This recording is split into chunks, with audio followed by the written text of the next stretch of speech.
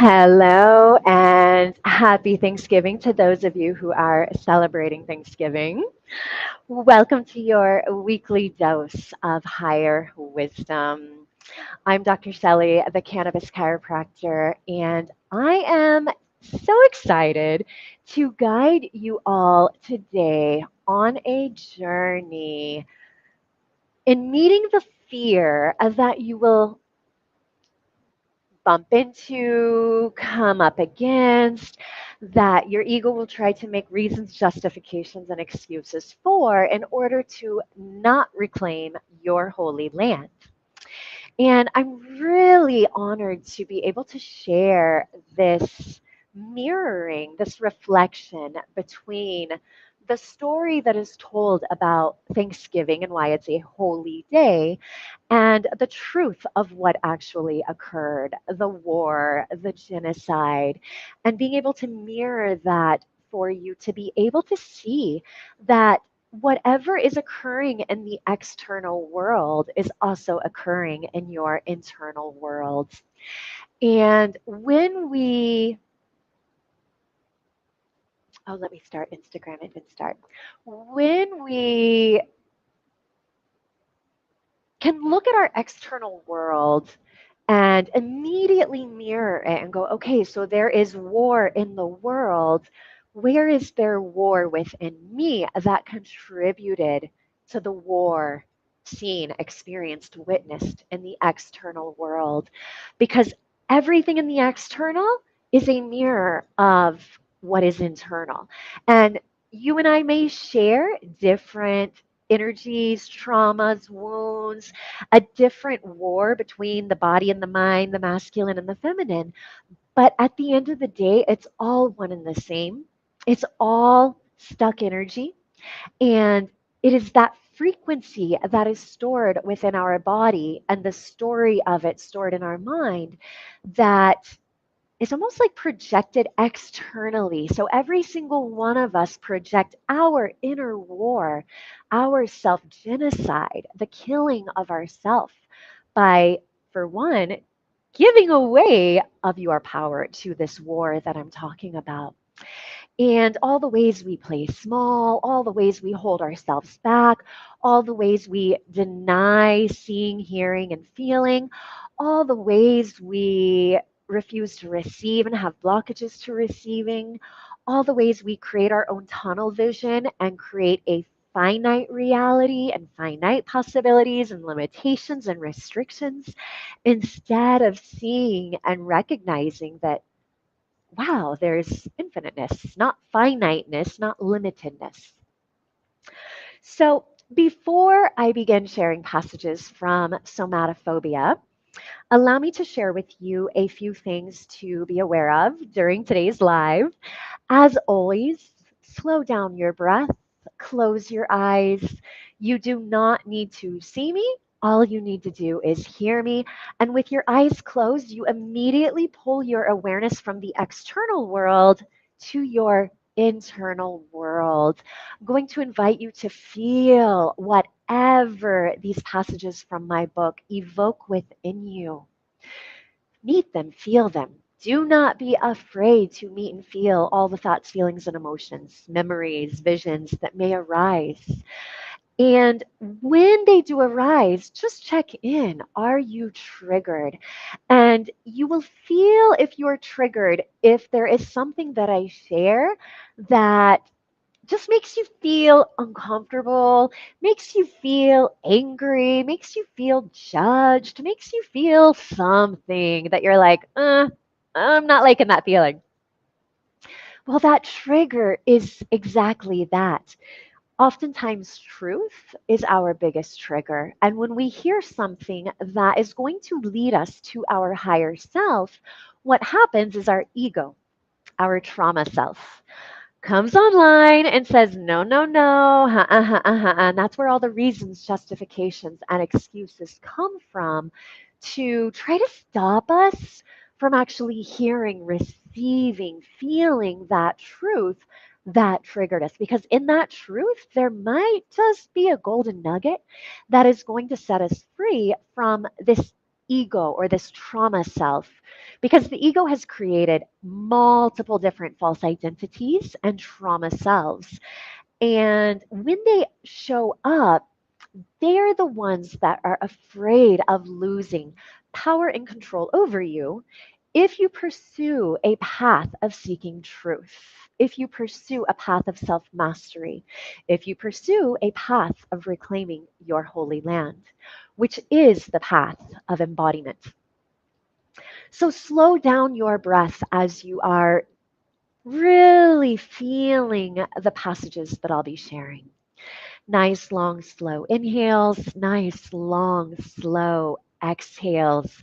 Feel the gratitude for having a body, for being alive, and for being guided to some of the awarenesses that you may experience during this live that are invitations for you to reclaim your power and to reclaim your holy land. The second invitation that I have for you is at any point during the live, and of course throughout your everyday life, it's just a matter of being aware in your everyday life to engage in rituals, not just on special days or holy days, but to engage in a ritual every single day. Every single time you hydrate your body, I'm going to invite you to slow down, be present, be conscious, bring all of your awareness into your mouth. Feel the liquid, whatever it is you are hydrating with, feel it in your mouth. Feel its warmth, feel its coldness. What does it look like? What does it taste like? What does it sound like? So swish it around, hear it. Dance your tongue in the liquid, create waves, visualize those waves, cleansing its structure so that you can restructure the water into the, or tea, liquid, whatever it is, into the most beautiful sacred geometry that is in alignment with your higher I am frequency. And what is that? That is, I am joy, I am abundance, I am grateful, I am love, I am peace, I am happiness, I am authentic. Whatever that I am is, before swallowing whatever it is that you're hydrating with, just check in. Okay, have I felt it? Have I swished my tongue around in it? Have I created waves? Have I visualized the restructuring of the molecules of this liquid so that when I swallow it, the next step is when you swallow it, now visualize it flowing through your sacred waters, recalibrating them and restructuring them to your higher I am frequency. So with that being said, and without further ado, allow me to hydrate and let's begin.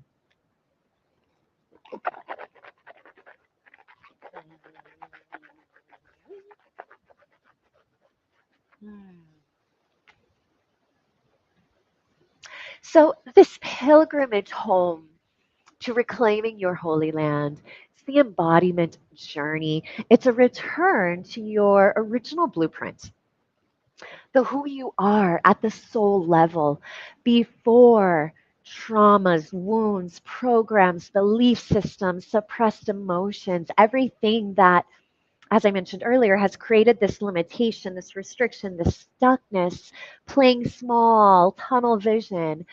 And this journey home is liberation because you're dusting off your original blueprint to return to that original blueprint, the who you are before you ever knew what fear is. So ultimately, the journey home to equilibrium is the journey to embodying your higher self. Another reason cannabis awakens your feeling presence is so that you can make space for your higher self to be embodied.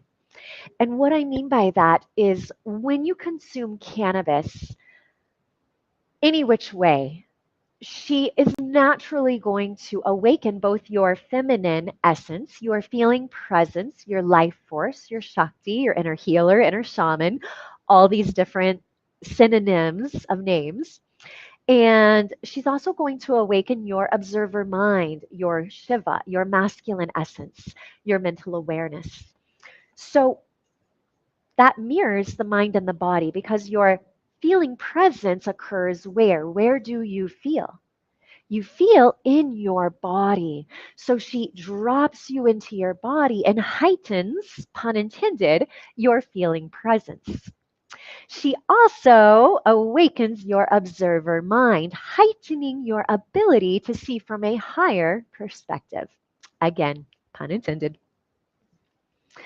So when you awaken your feeling presence, that's why this water ritual is so special and sacred, because how often do you go through your day not even aware, not even slowing down to feel and taste and visualize and smell and swish around the liquid or the food in your mouth?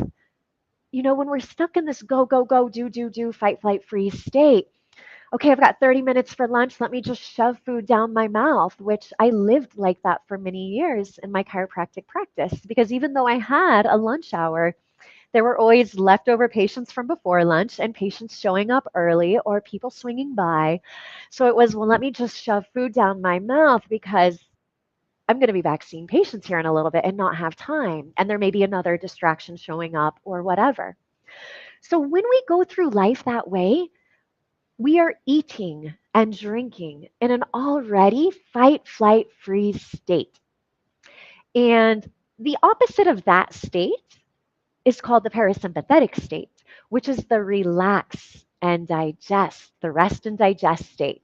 So you're in that state of relaxation or rest, and your body is in that the mode to digest whatever you are eating. So when we go through life in fight, flight, freeze, and then we're eating and shoving food in our mouth completely unconscious, not present, disembodied, our body actually struggles to digest that food, which leads to a lot of gut imbalances, leaky gut syndrome.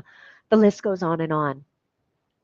So when your feeling presence comes online and when you go on this pilgrimage of reclaiming your holy land, what you are doing is making space in your body for your higher self to come home, to be fully online and embodied. And you make this space for your higher self by meeting the spaces in your temple body that are currently being occupied by traumas, suppressed emotions, childhood wounds, limitations, programming, and of course, fear. Not only do you have to meet them, but in order to heal them, you have to feel them. And in order to feel them, guess what? You have to be aware of your body, or more specifically, your sensations. Every sensation that you are feeling in your body. So, this water ritual is a beautiful practice to pause and remind yourself anytime you're putting something in your mouth, pause, check in. Gift your temple body that, because that is how you begin to revere and honor you as sacred, which is then mirrored externally in your relationship with cannabis. Unfortunately, living in automatic pilot mode or fight or flight has not granted you the opportunity to meet all of your body's sensations in a state of conscious, loving awareness. Instead, if your body is stuck in fight, flight, or freeze, and cannabis guides you to a trauma that keeps your body stuck in one of these states, the fight, flight, or freeze response will activate as an opportunity to be met, to be felt, and to be cleared. Meeting these sensations, including the sympathetic response, the fight, flight, freeze response, with conscious awareness opens the door to a greater feeling presence and a deeper trust in your body and the messages that your body communicates to you. There is nothing, and I can reiterate this 1,000 times over. There is nothing to fear in dropping into your body and meeting your body and all of your body's sensations.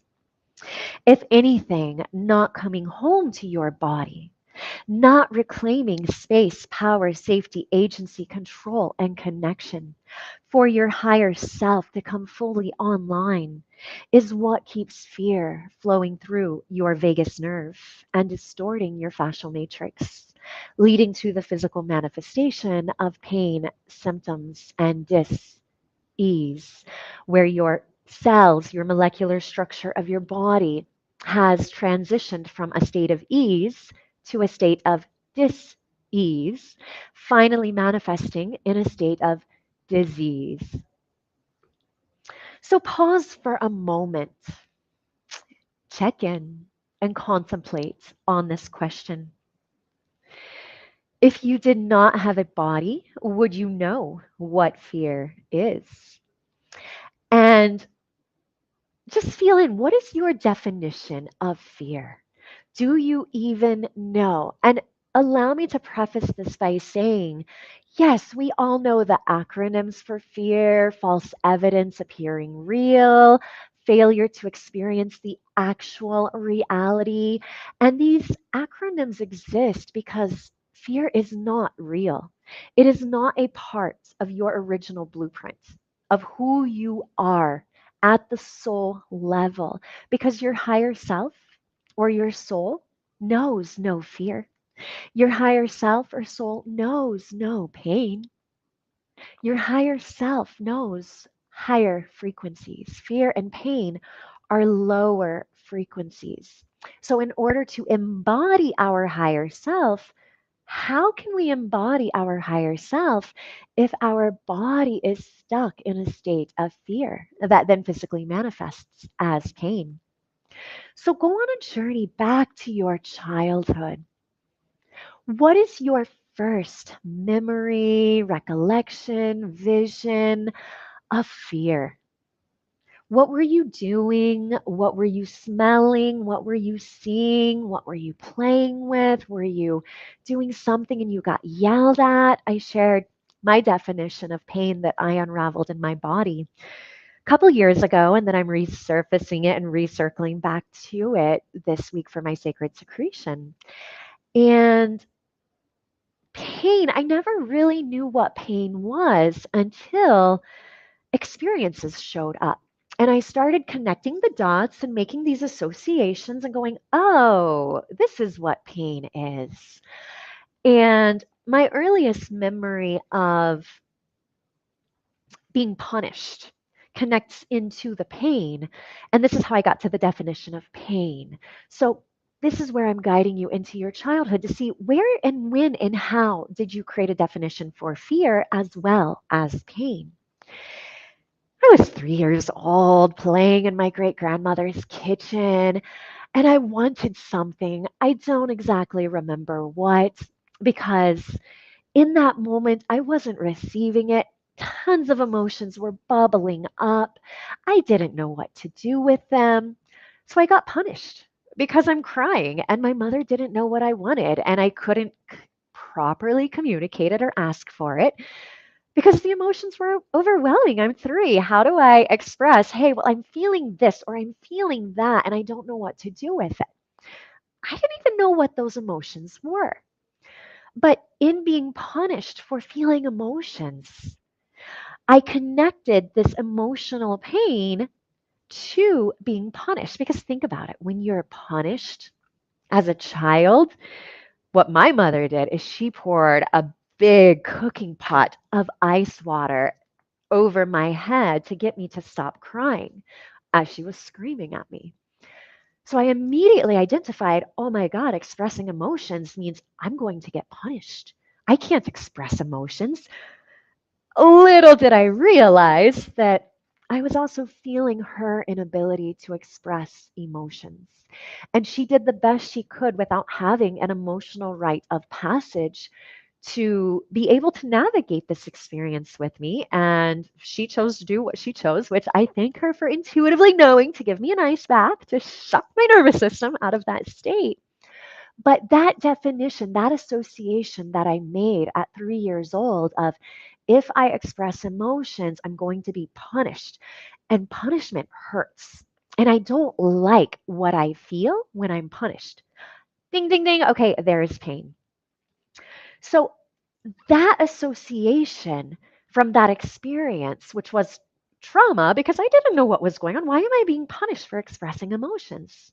I felt that trauma in my body, and the pain got lodged or stuck in my body because I never processed it. I just stuffed it down because who did I have to process it with at 3 years old? My mother. I couldn't approach her and talk to her about this. I didn't even know how, nor did she create a safe space for me to approach her and to just say, I just need to cry, or can you answer why am I being punished here? But I was afraid to ask that for fear of what? Being punished. So that is one of the definitions that I had created through a past unhealed trauma that I could have never accessed as the root cause of an emotional pain, suppressed emotions that are physically manifesting as pain or symptoms, whatever they may be. My guilt can physically manifest differently than your guilt. So, in that, what happened is that pain got lodged in my body, the story of the definition of pain and punishment and guilt, because as I unraveled through my body and healing this trauma and unsuppressing, actually freely expressing the guilt, I got to the golden nugget, the knowledge, the wisdom of, oh, wow, light bulb moment. Okay, so I identified pain goes along with punishment, and then I suppressed the emotion of guilt because I felt guilty for doing something wrong, expressing emotions that led me to being punished.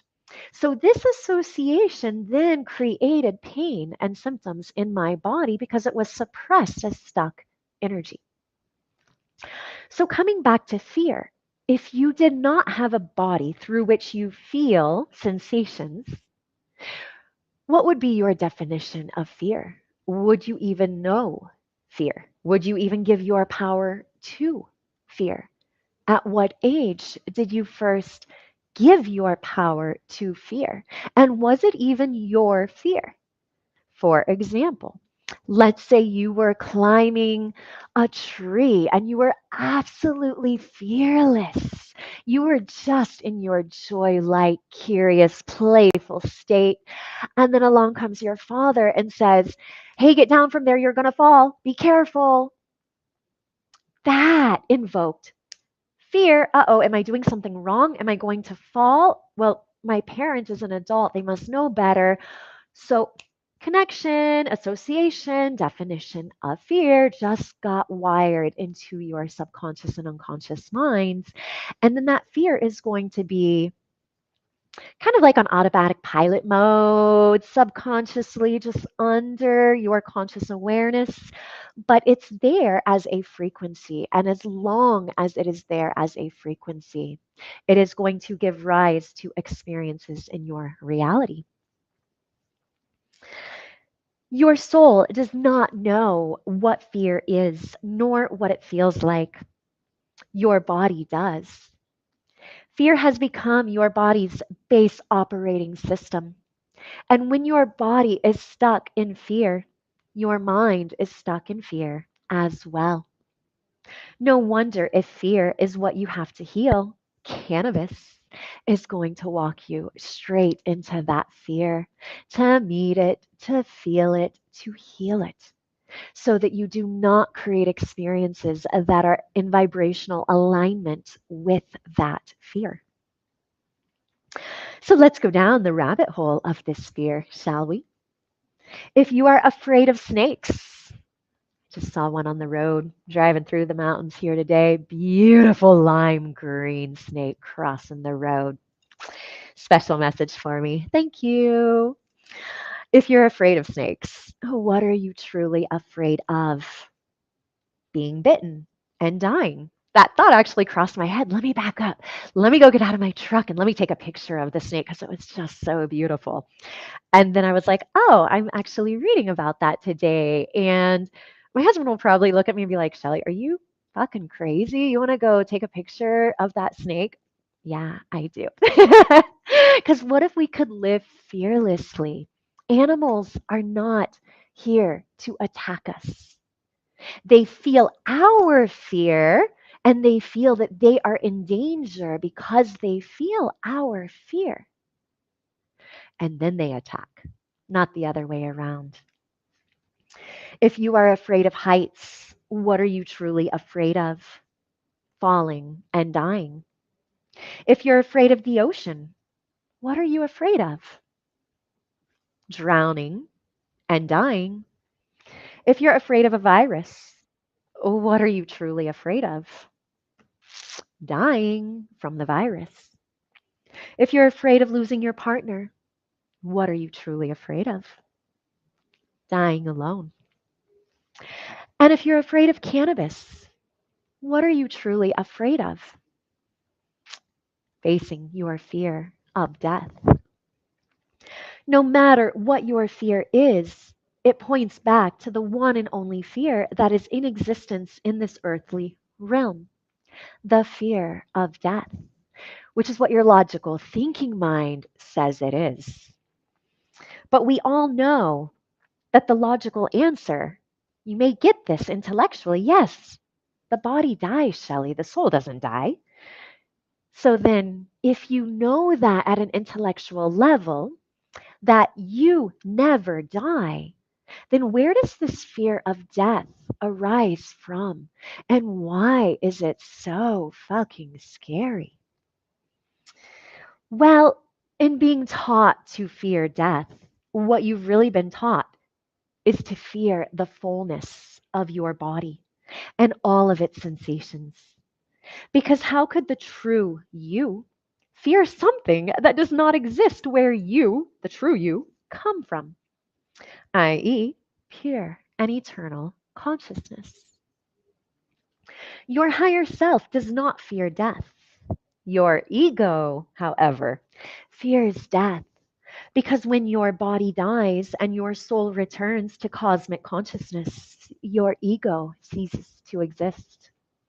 So, in essence, the fear of death translates to be the fear of living, the fear of feeling, the fear of pain, and the fear of pleasure. Basically, the fear of embodiment, being in your body, hence somatophobia. So, what exactly does embodiment mean? em means to put in or into, to bring to a certain state. Bod, well, you can already guess that, means the physical human body. I, in embodiment, refers to your higher self, and ment refers to the action or process. So, quite literally, when we break down this word, embodiment, it translates to be the action or process of putting your higher self in your physical body. This is ascension. Your higher self descends into your physical body, and you, your consciousness, you ascend into your higher consciousness because your higher self has descended into your physical body. Except we've locked our higher selves out of our bodies. And we've resorting to living in our heads, assigning our egos the role of dictatorship. And the ego sits on the throne up in our head, playing dictator, creating all those fears, reasons, justifications, and excuses for you to not take your power back from your ego because the ego doesn't want to, quote unquote, die, meaning lose power and control over you while you are still alive in this earthly realm with a physical body. So visualize your temple body as holy land that was once reigned by your higher self. And then in came an army of demons called traumas and pain, who wanted the resources of your land. Your ruling higher self forgot who you truly are and the power that you have. You thought you couldn't take on an army of demons of 1,000. One against 1,000 demons? How would that ever be possible? And it was army after army of demons. But you gave it your all anyway. You won a few wars, you lost a few wars, and every loss drained you of your energy, your power, and your memory. As a part of your higher self fled from the war scene to avoid feeling the pain of war. Your ego, who was designed to serve and protect you, seized more and more territory of your holy land. Yet your ego is afraid of your holy land and remains on the throne up here, overlooking your holy land, pretending to be all big and bad, because the ego is the dictator.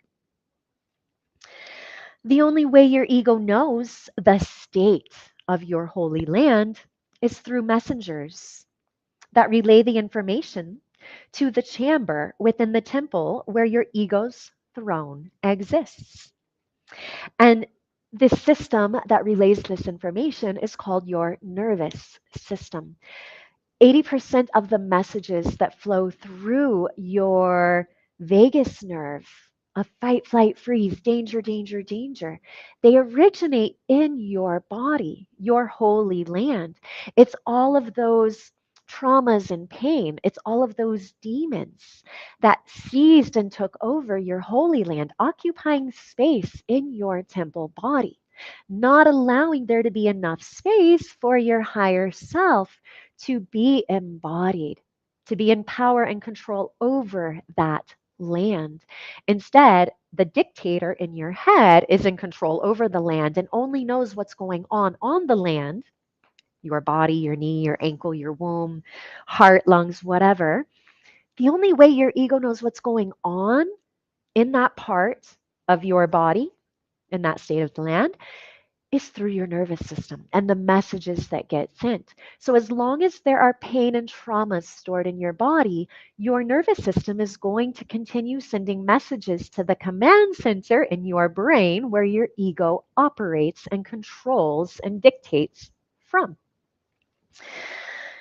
So, while your ego loves having power over all this holy land, I'm going to let you in on a little secret. Your ego is deathly afraid of going to war again because that would mean more armies, more traumas.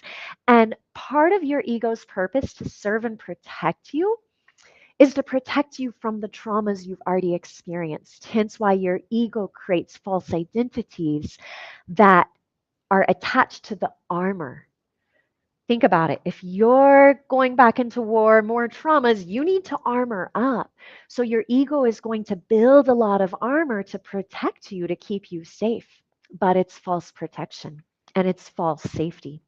As long as your higher self is not embodied, you will never feel a sense of safety in your internal world nor in your external world. But that does not mean But that does not stop your ego from guarding the power that it does have. Hence why, although it was once your higher self servant, it fears, really, really fears, the day of the return of your higher self. Your ego knows that if your higher self returns to reclaim your holy land, it's going to lose its power. It doesn't stand a fighting chance against your higher self, but it's going to put up a big fight to keep ownership rights over your holy land. And this is the fear that you meet along your healing journey, along the journey of your higher self descending into your body and reclaiming your holy land. Your ego will try to scare you away at all costs. And as long as your ego rules your holy land, your higher self has no access to the resources, which is your feeling presence, life force, Shakti. If your higher self is not embodied in your body, you do not have access to the resources that your body came built in with, such as your inner healer, your inner shaman, all the 7 different Shakti activators, which awaken your life force. Literally, it's like turning your body on, revving up that engine so you can transmute all those traumas and pain, killing those demons, quite literally, and reclaiming your power and control from your ego. So, as long as you're not embodied, your higher self has no access to all of those resources. And some of those other resources are all of the dormant DNA that has not been activated because we've been living so limited. Our higher capacities, our higher power, the things that we are capable of doing, we do not have to strive to be superhuman or take a pill or whatever it is that we think we have to do to tap into our superhuman abilities. Those are actually our natural innate abilities, capacities, and potencies that have been turned off. They're not online because your higher self is not online to turn them on. So we've been living dormantly. We've literally been living as though we are dead, yet that fear of death is so massive. See the oxymoron there? So now this poses the next question. If your higher self cannot feel your temple body and your ego is afraid to drop below your head to feel your temple body, who is feeling? Because when you're not embodied, your ego is in control, but your ego is not feeling because your ego never drops below your head. Never, never, never, never. Because your ego is so afraid to. So, what happens is your ego is going to tell you that you are feeling.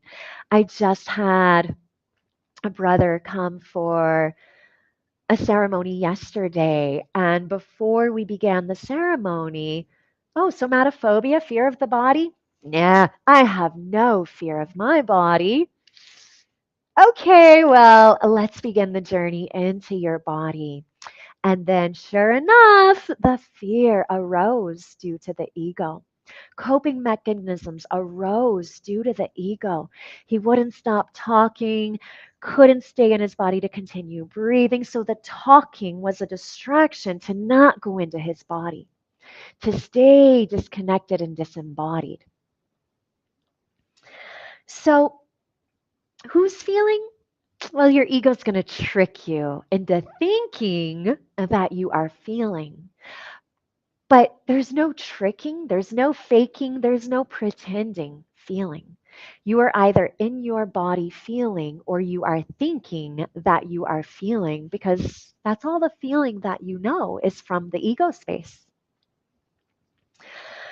Your feeling presence is functioning on automatic pilot mode when your ego is the one that is feeling.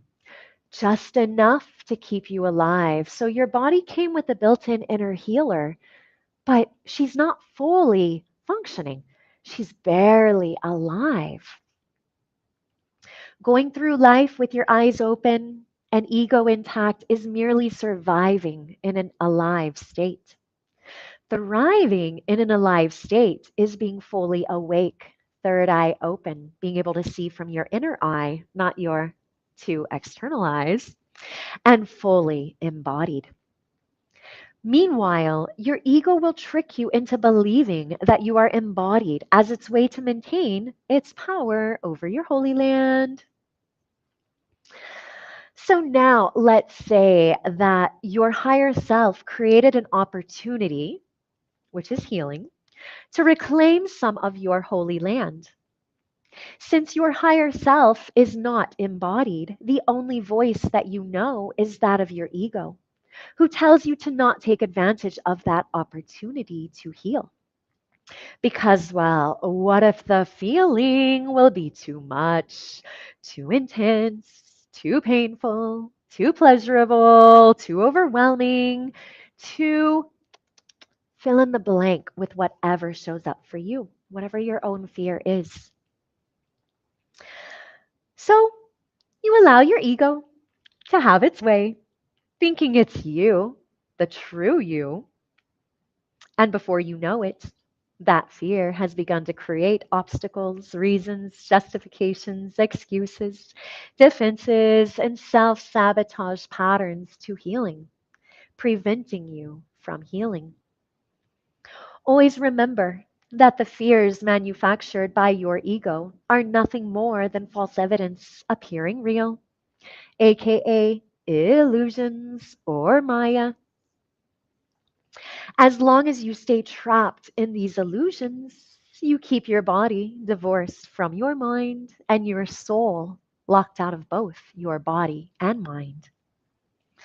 These illusions are like believing that nothing exists beyond the material universe, when there's an entire multidimensional universe out there, beyond anything you could ever imagine or comprehend.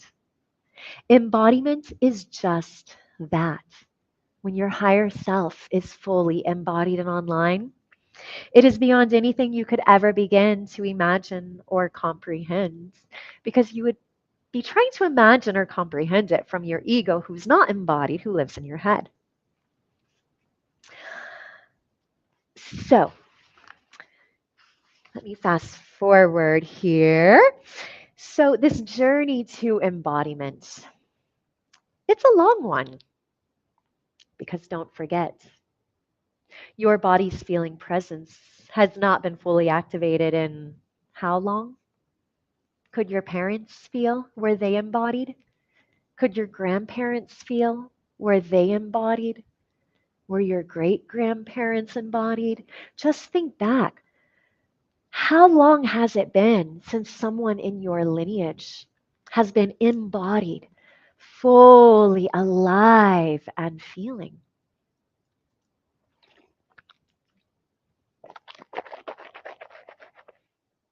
We don't have to go far.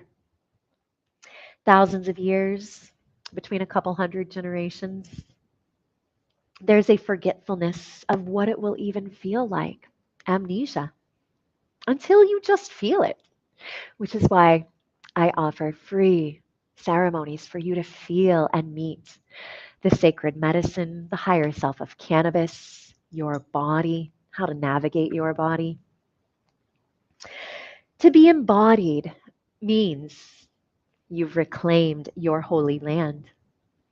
It means your higher self is occupying space in your temple body. Your expression is authentic because it matches that of your higher self. Inauthentic expression is a giveaway for the ego. The frequency of authenticity is 4,000 times that of unconditional love. Let that sink in. Authenticity is 4,000 times more powerful than that of unconditional love. Do you unconditionally love you? All of you. Every part of you that you have judged, shamed, repressed, deemed wrong, taboo, sinful, decided is not good enough, unworthy, not deserving, all the parts of you that you've neglected, you've avoided, you've feared. Do you unconditionally love all of you? Have you, quote unquote, done something in your past that you deem as wrong, keeping you stuck in duality, which keeps you stuck conditionally loving you? Because if you unconditionally loved you, there would be no concept of having done something wrong. Wrong is duality. It means there is a right and there is a wrong way. Who would you be without duality? And recognizing that On that coin of rightness and wrongness, the edge of the coin is called divinity, meaning every experience, everything you've done, everything you've been, everything you've said is divine. Because you know what? It's a stepping stone that got you here to where you are. And you can either choose to feel it and heal it and reclaim your divinity, your higher self. This is how you conquer the fear and reclaim your holy land. Or you can continue telling the story and hanging on to all the suppressed emotions attached to that story, hanging on to all the external experiences that validate that you did something wrong. Well, well, this here hasn't changed, or this person still says this to me, therefore, that means I did something wrong. No. Let go of the wrongness. Can you see the gift in it? Okay, so what is the lesson in that? This is how you reclaim your divinity, exiting duality, which is an illusion. Embodiment is coming fully online and being able to feel anything and everything without judgment, without conditions, without fears, without shame, without expectations, without control, without labeling it, and without the need to do something about the feeling. As your higher self reclaims your holy land, section by section, body part by body part, you will feel more agency and control over that part of your body. You will be able to bring your awareness to that part of your body, breathing into it, moving it, squeezing it, pumping it, tapping it, and feeling it independent of the rest of your body and or how it connects to the rest of your body. At times, this coming fully online may feel like sensory overload, as though you have 9 nervous systems, which I have experienced that. And I have had sisters in ceremony who have experienced that, where it's like, feeling is too much, it's too intense. Can somebody turn the switch off? And it's like, this is our full feeling capacity. Why would we want to turn off feeling just because we're not accustomed to it? It's outside of our comfort zone. Well, guess what? Our comfort zone is being dictated by our ego. It's keeping us locked out of our holy land, which exists outside of our comfort zone. Because I'll just share with you, what I am capable of feeling today is one hell of a quantum leap from what I was capable of feeling last week, last month, last year, 5 years ago, 10 years ago, or even 17 years ago when I first experienced my Kundalini Shakti awakening and coming alive. And I was like, oh, what is this? Never felt this before. And that is what set me on this path to, one, birthing somatophobia, but two, going on my own pilgrimage of reclaiming my holy land. There are no words to describe to you what is possible. It's something that can only be felt. Go figure.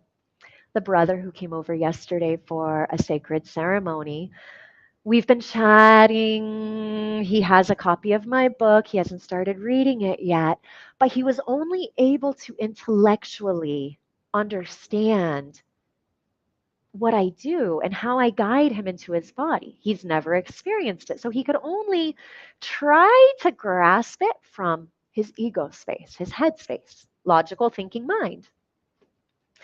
About 15 minutes into ceremony, turns around, he looks at me and he laughs and he's like, I get what you do now. You told me, but I couldn't really understand it. Like, okay, she's saying words, I don't really get it. So he was curious, showed up 20 minutes in. He's like, I get it because I feel it. He's like, literally, everything that you've been telling me about, I'm feeling it in my body. He's like, this is next level. I get it now. Yeah, and that's why in my ceremonial book readings for Somatophobia, my husband will play music as I share passages because it's a vibrational transmission. A funny thing happened in last week's book reading. We've been having some tech errors with the musical instruments being picked up by the podcast microphones. And one of the brothers had shared that this ceremony, he could hear the musical instruments only when my voice was sharing passages from my book. Even though Kumar was still playing them while I wasn't speaking, they could only be heard while I was sharing passages. So my husband and I kind of have this dance where I will share or sing, as I like to sing, passages from my book because my book is rhythmic, because all the Shakti activators that awaken your life force are rhythmic, because all pain and symptoms that your ego has created a trauma self for and is controlling and has power over those stuck energies stored in your body, they are just that. They're stuck. Rhythm gets them moving again. So that's why I will sing and my husband will play the musical instruments to send those frequencies through Zoom, through technology, through the collective field to you. So it's always funny how tech has those little glitches to share messages with us. So when you come embodied, my best analogy for it, imagine return back to the most intense feeling, presence, awakening that you've ever had. Like, what is the most intense thing that you have ever felt? And I'm not just referring to pain, I'm also referring to pleasure. Whatever that is, remembering that that intensity is with unhealed pain and trauma stored in your body and your ego active. Intensify that by 1,000. That is what it feels like when you are fully embodied. And yes, as you become more and more embodied on this journey, you are going to be able to feel your pain body more and more as you are healing it. And it can trick you into believing that you're not progressing. Oh, here I am again with pain.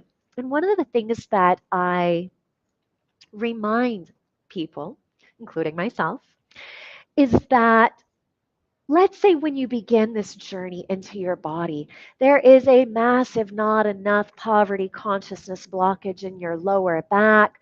You can't bend over and touch your toes. You meet that restriction, you meet that pain, you meet that limitation.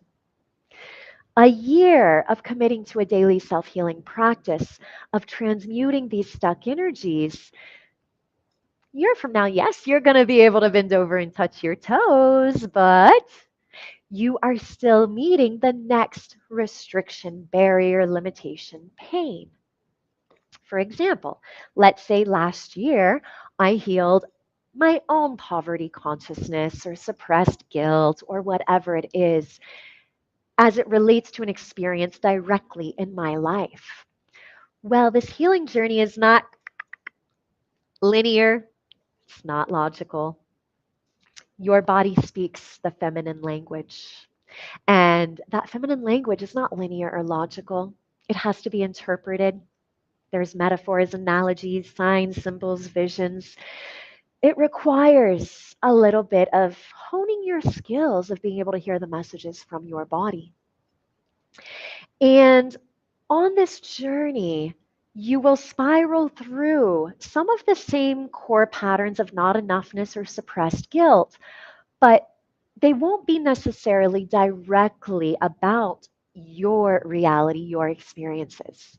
For example, what I am currently healing right now is my father's stuff. This morning in my practice, he was in my dream last night, came to drop me a little hint, hint, wink, wink, nudge, nudge. There you go, baby girl. Time to go heal this for me. Went into practice this morning, and the emotions just couldn't stop flowing. The pain. And this is where I circled back to the definition of pain, that it's guilt seeking punishment. He cheated on my mother. He carried so much pain. Then she divorced him. So he viewed that as punishment. And then guess what? He started creating all of these symptoms and diseases and cancer and da da da da da da da. And then I immediately got the pain in my lymph nodes. And it was my father had his lymph nodes under his armpits removed because the cancer had spread there.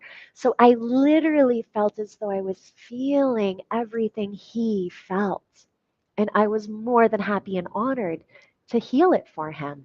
Because in my healing it for him, I heal it for all future generations as well as all past generations, everyone in his lineage that he inherited it from, who was afraid of their body, who had given power to their ego, and who had not reclaimed their sacred holy land.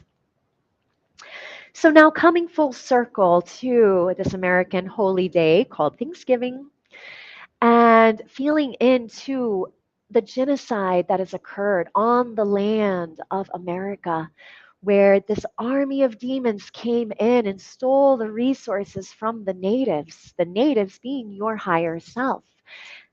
As they came in and they were warmongering and they were willing to kill and do whatever to take the resources of the land, guess what? That's a lot of trauma. Those natives may have fled from the land just to get away, the same way your higher self fled from the scene of the impact of pain or war in your body.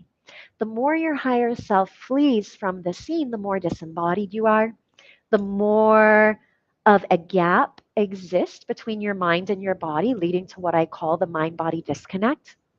The more disconnected we are from our highness, all of our highness, higher consciousness, higher frequency, higher dimensions, higher knowledge, wisdom, pleasure, potential, everything.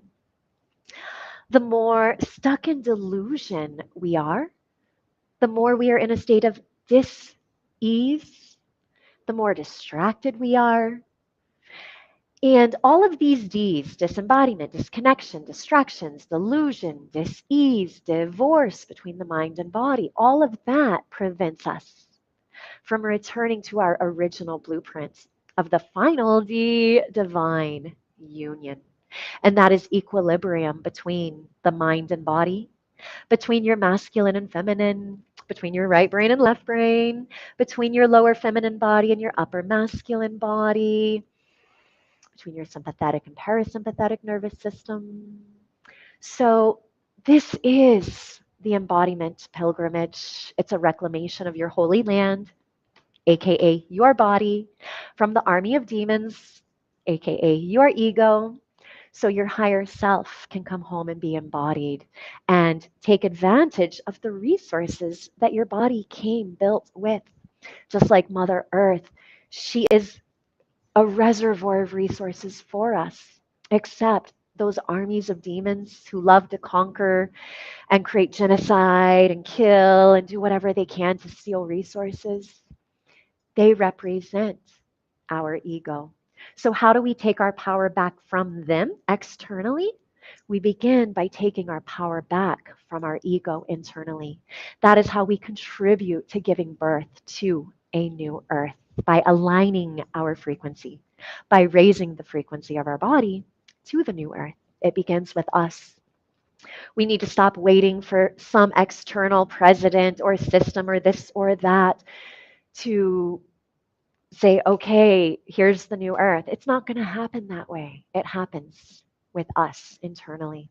It happens when we say yes to coming home, to restoring to our original blueprints, to being fully online and embodied, and to not giving in to all that fear fabricated by none other than the ego. Beautiful souls, thank you all for joining me here today. Let me just check if there are any questions. If you have any questions, please feel free to comment them below. After the live, if a question bubbles up, do not hesitate to reach out. I am here for you and your healing journey. I am more than honored to guide you along this journey every step of the way, because that was my journey. I had to pave it myself. Oh, here's a question. Thank you. Happy Thanksgiving, sister. So, if you are curious about meeting the higher self of cannabis, every Saturday I guide my soul sisters in a womb kriya cannabis ceremony into their body, awakening their life force, and then using their life force to transmute stuck energies. We dance with resistance bands, expanding open our fascia, accessing our higher consciousness, reclaiming Holy Land. And your first ceremony is free. For all my brothers out there, my husband guides men once a month, the first Sunday of every month, which is this Sunday, in a Hara Kriya cannabis ceremony, again, into your body, remembering how to awaken your life force and use it to transmute those stuck energies, reclaiming your holy land. All the links are in my bio. If you can't find the link and you desire to meet the sacred medicine or join a free book reading or a free ceremony, please do not hesitate to reach out and I will share those links with you. And I also have a few freebies on my website, how to heal your addiction to cannabis with cannabis, believe it or not. It's a free 3-day e-course, and how to heal womb symptoms with cannabis. So I have a lot of free offerings to get you started on this journey into your body. It's not a journey to be afraid of. It's a journey to be worshiped, to be celebrated, to be excited about because you get to reclaim your holy land. You get to feel and come online and be fully alive, living from, expressing from, loving from, and feeling from your higher self rather than your ego. Oh, brother, by the way. Got it. Thank you. Anyway, if there are any questions, please reach out. If not, have a beautiful rest of your Thanksgiving. Most importantly, give thanks for being here, for being alive, and for remembering what this journey home to your original blueprint looks like and feels like.